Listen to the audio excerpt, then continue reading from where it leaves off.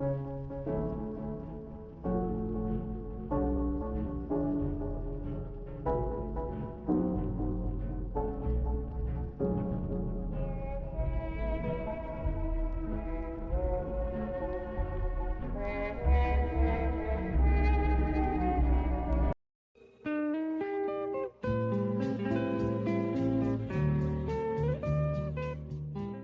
our very first Reading with Reptiles was a holiday special on Christmas, Mazikeen's very first Christmas, where we read with Mazikeen.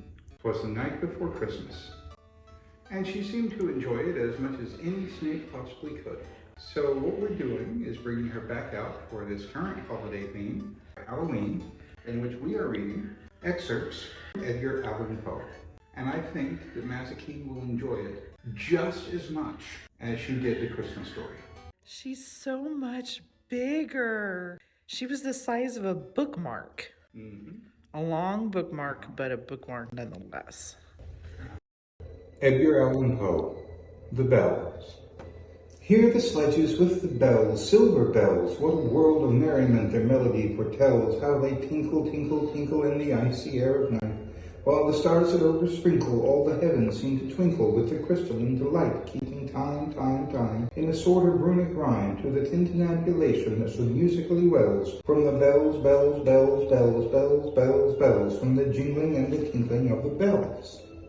Hear the mellow wedding bells, golden bells, what a world of happiness their harmony foretells. Through the balmy air of night, how they ring out their delight, from the molten golden notes and all in tune. What a liquid ditty floats to the turtle dove that listens while she floats on the moon. Oh, from the sounding calls, what a gush of euphony voluminously swells.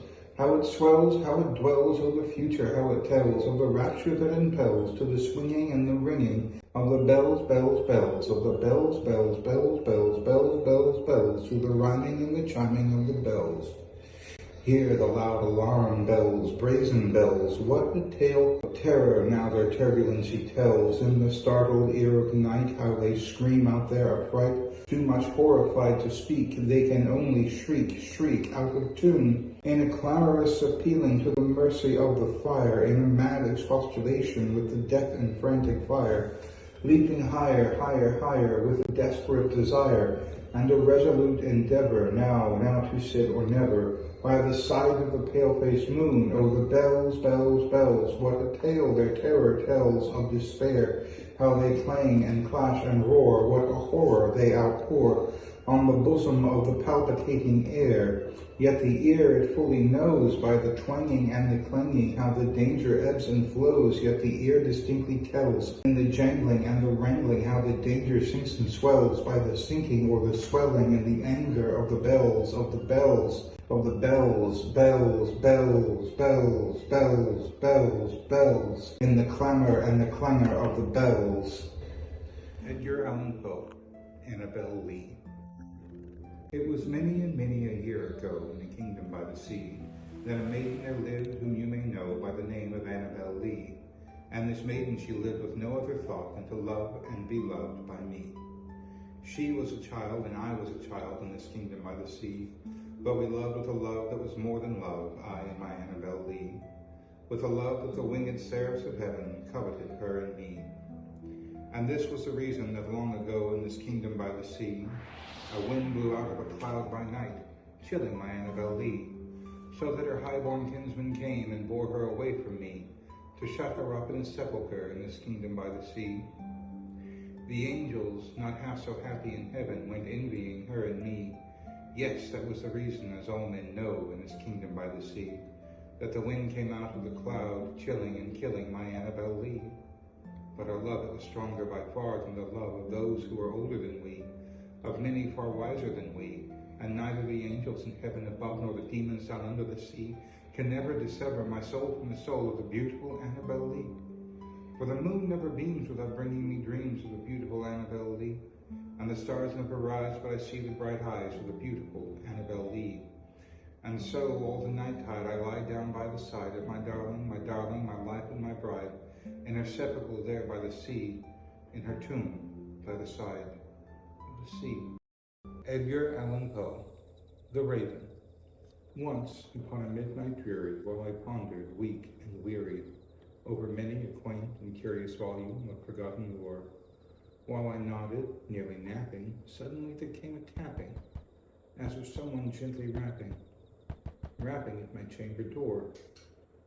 "'Tis some visitor," I muttered, tapping at my chamber door. Only this and nothing more. Ah, distinctly I remember it was in the bleak December, and each separate dying ember wrought its ghost upon the floor. Eagerly I wished the morrow, vainly I had sought to borrow from my book surcease of sorrow, sorrow for the lost Lenore. For the rare and radiant maiden, whom the angels name Lenore, nameless here forevermore. And the silken, sad, uncertain rustling of each purple curtain thrilled me, filled me with fantastic terrors never felt before, so that now to still the beating of my heart I stood repeating, "'Tis some visitor entreating entrance at my chamber door, some late visitor entreating entrance at my chamber door, that it is and nothing more." Presently my soul grew stronger, hesitating, then no longer. "Sir," said I, "or madam, truly your forgiveness I implore. But the fact is, I was napping, and so gently you came rapping, and so faintly you came tapping at my chamber door, that I scarce was sure I heard you." Here I opened wide the door, darkness there, and nothing more. Deep into that darkness peering, long I stood there, wondering, fearing, doubting, dreaming dreams no mortal ever dared to dream before. But the silence was unbroken, and the stillness gave no token, and the only word there spoken was the whispered word, "Lenore." This I whispered, and an echo murmured back the word, "Lenore," merely this, and nothing more. Back into the chamber turning, all my soul within me burning, soon I heard again a tapping, somewhat louder than before. "Surely," said I, "surely that is something at my window lattice. Let me see then what thereat is, and this mystery explore. Let my heart be still a moment, and this mystery explore. 'Tis the wind, and nothing more." Open here I flung the shutter, when with many a flirt and flutter, in there stepped a stately raven of the saintly days of yore. Not the least obeisance made he, not an instant stopped or stayed he, but with mien of lord or lady perched above my chamber door, perched upon a bust of Pallas just above my chamber door, perched and sat, and nothing more. Then this ebony bird, beguiling my sad fancy into smiling, by the grave and stern decorum of the countenance it wore, "Though thy crest be shorn and shaven, thou," I said, "art sure no craven, ghastly grim and ancient raven, wandering from the nightly shore. Tell me what thy lordly name is on the night's Plutonian shore." Quoth the raven, "Nevermore." Much I marveled this ungainly fowl to hear discourse so plainly, though its answer little meaning, little relevancy bore, for we cannot help agreeing that no living human being ever yet was blessed with seeing bird above his chamber door, bird or beast upon the sculpted bust above his chamber door, with such name as Nevermore. But the raven, sitting lonely on the placid bust, spoke only that one word as if his soul, and that one word he did outpour, nothing farther than he uttered, not a feather than he fluttered, till I scarcely more than muttered, "Other friends have flown before. On the morrow he will leave me, as my hopes have flown before." Then the bird said, "Nevermore." Startled at the stillness broken by reply so aptly spoken, doubtless said I what it utters is its only stock and store, caught from some unhappy master, whom unmerciful disaster followed fast and followed faster, till his songs one burden bore, till the dirges of his hope that melancholy burden bore, of never, nevermore. But the raven, still beguiling all my sad soul into smiling, Straight I wheeled a cushioned seat in front of bird and bust and door.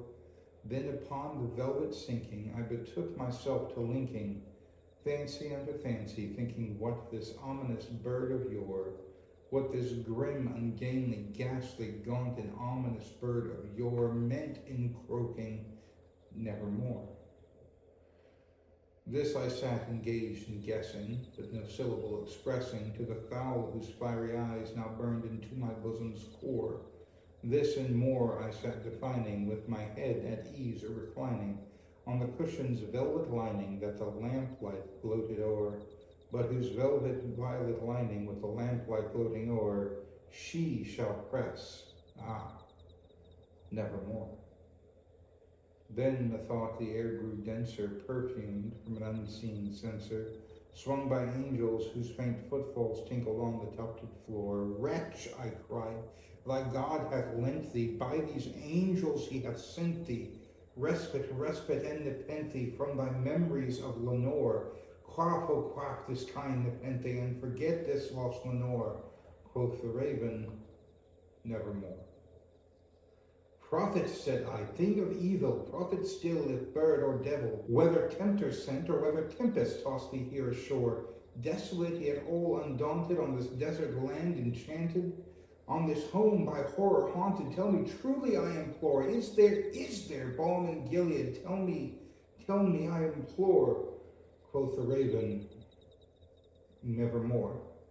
Prophet, said I, thing of evil, prophet still, if bird or devil, by that heaven that bends above us, by that God we both adore, tell this soul with sorrow laden, if within the distant Aden it shall clasp a sainted maiden whom the angels name Lenore. Quoth the raven, nevermore. Be that word our sign of parting, bird or fiend, I shriek upstarting.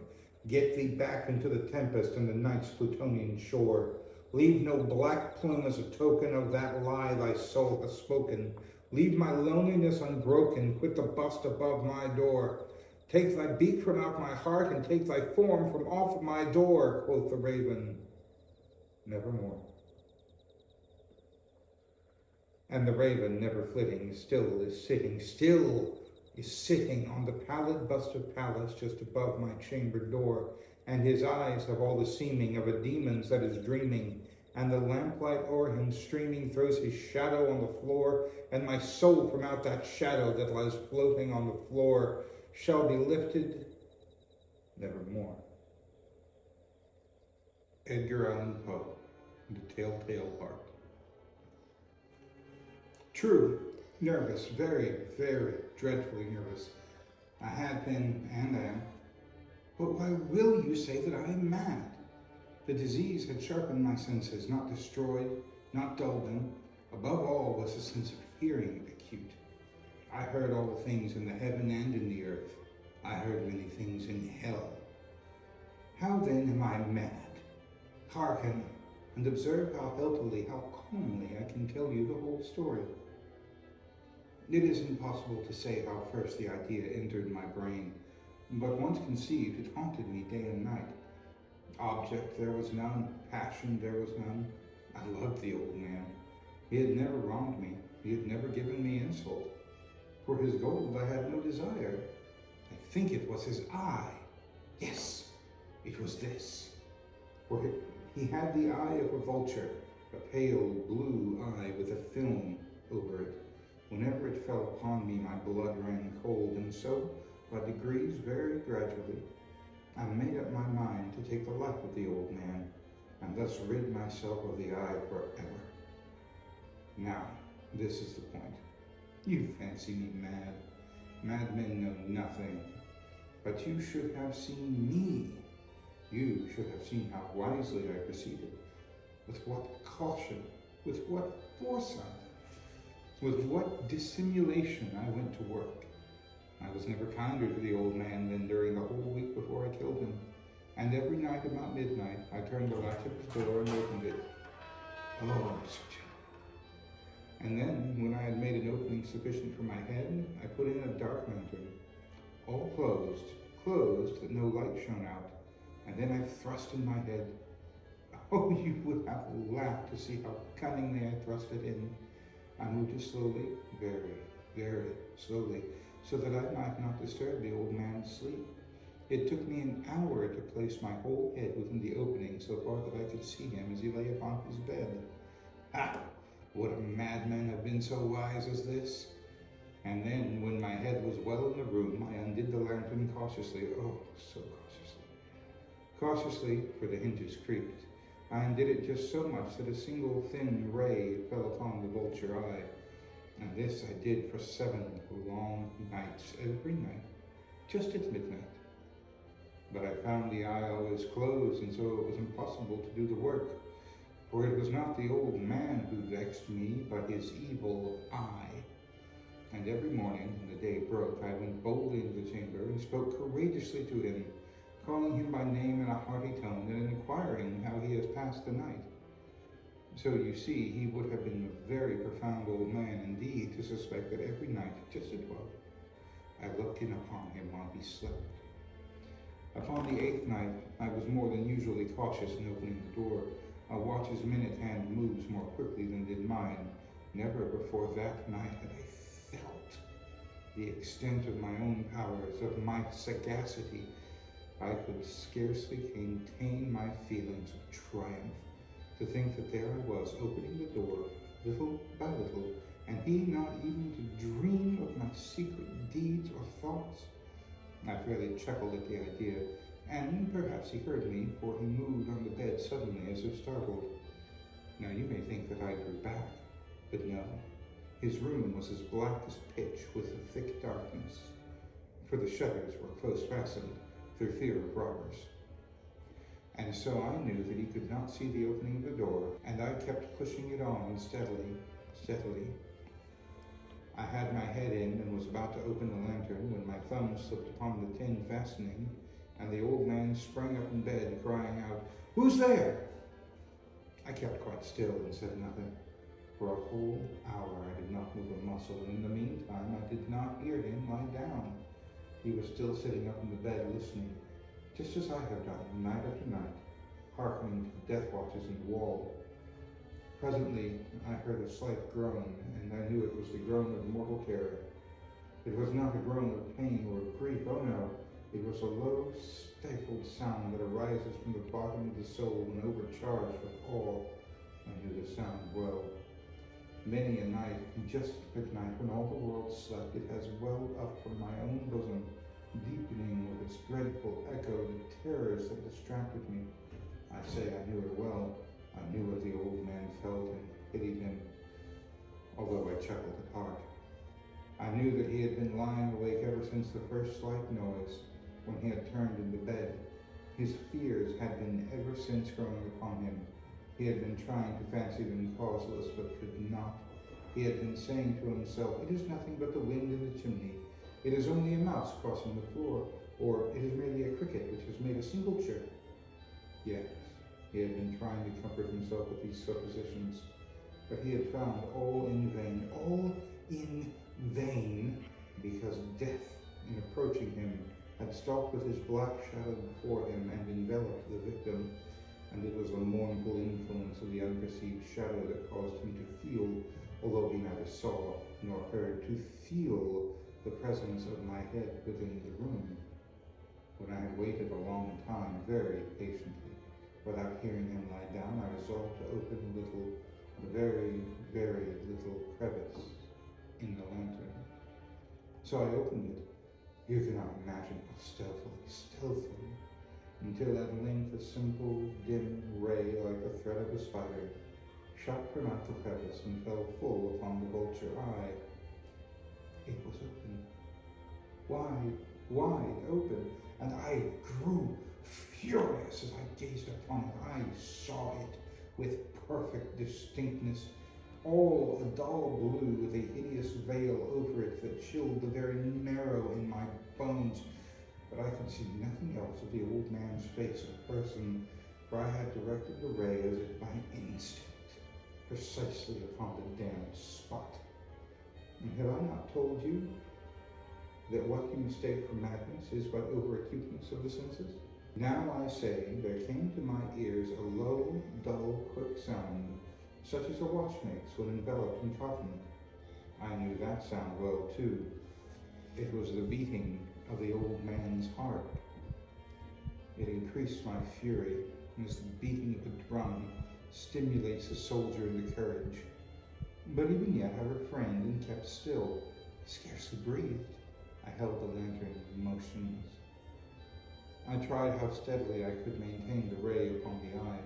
Meantime, the hellish tattoo of the heart increased.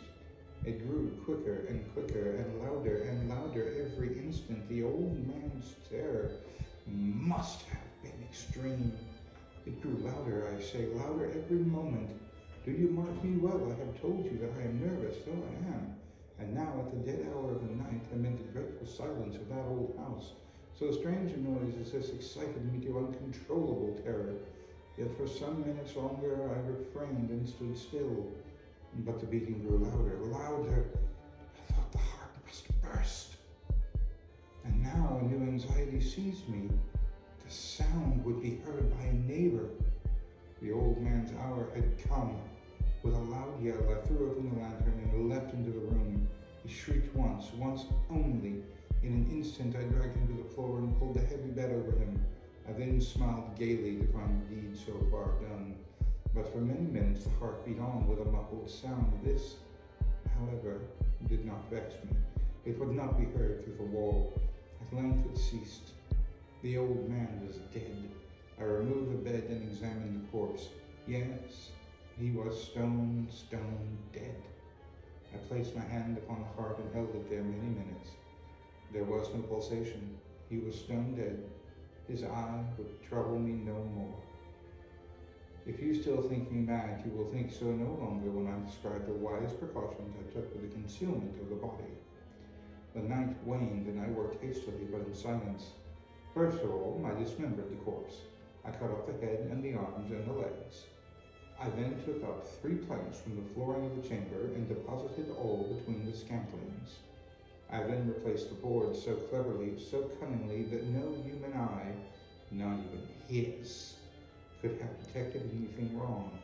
There was nothing to watch out, no stain of any kind, no blood spot whatever. I had been too wary for that. A tub had caught all. When I had made an end of these labors, it was 4 o'clock, still dark as midnight. As the bell sounded the hour, there came a knocking at the street door. I went down to open it with a light heart, for what had I now to fear? There entered 3 men who introduced themselves with perfect suavity as officers of the police. A shriek had been heard by a neighbor during the night. Suspicion of foul play had been aroused. Information had been lodged at the police office, and they, the officers, had been deputed to search the premises. I smiled, for what had I to fear? I bade the gentleman welcome. The shriek, I said, was my own in a dream. The old man I mentioned was absent in the country. I took my visitors all over the house. I bade them search well. I led them at length to his chamber. I showed them his treasures, secure, undisturbed. In the enthusiasm of my confidence, I brought chairs into the room and desired them here to rest from their fatigues, while I, myself, in the wild audacity of my perfect triumph, placed my own seat upon the very spot beneath which reposed the corpse of the victim.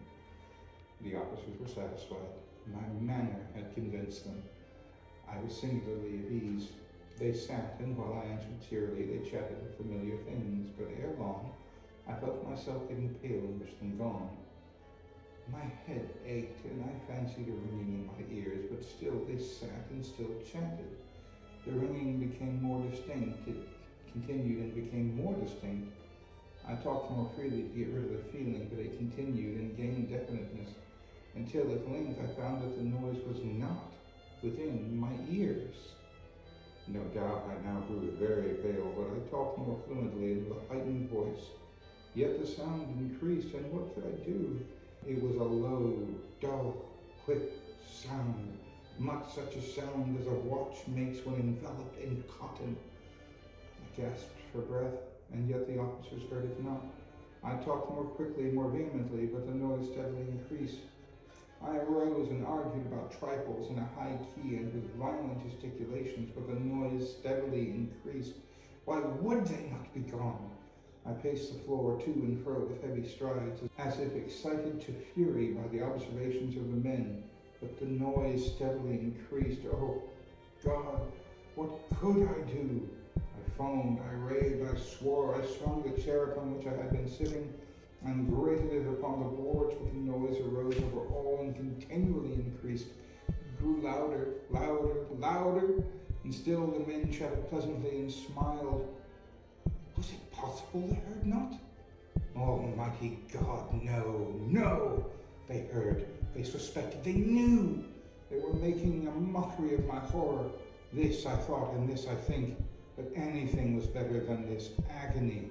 Anything was more tolerable than this derision. I could bear those hypocritical smiles no longer. I felt that I must scream or die, and now, again, hark! Louder, louder, louder, louder! Villains! I shrieked. Dissemble no more. I admit the deed. Tear up the planks. Here, here, it is the beating of his hideous heart.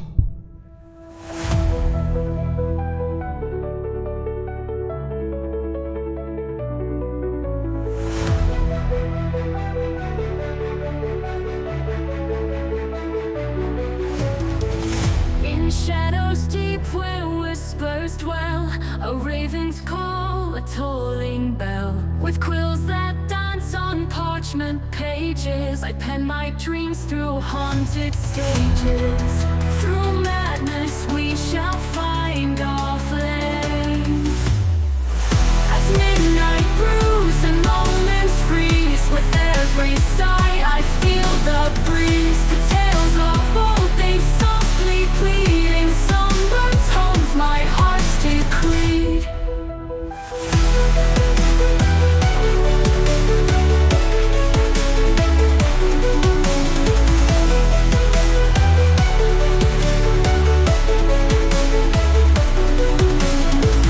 In chambers dark where echoes roam, the heart beats slow, a withered tone. Each heartbeat tells a tale so grim. In this battle where light grows dim, alone with ghosts we rise and fall. As midnight brews and moments freeze, with every sigh I feel the breeze. The tales of old, they softly plead, in somber tones my heart's decree. In chambers dark where echoes roam, the heart beats slow, a withered tone. Each heartbeat tells a tale so grim. In this battle where light grows dim, alone with ghosts we rise and fall. As midnight brews and moments freeze, with every sigh I feel the breeze. The tales of old, they softly plead, in somber tones my heart's decreed. In shadows cast the story ends, but echoes whisper love transcends.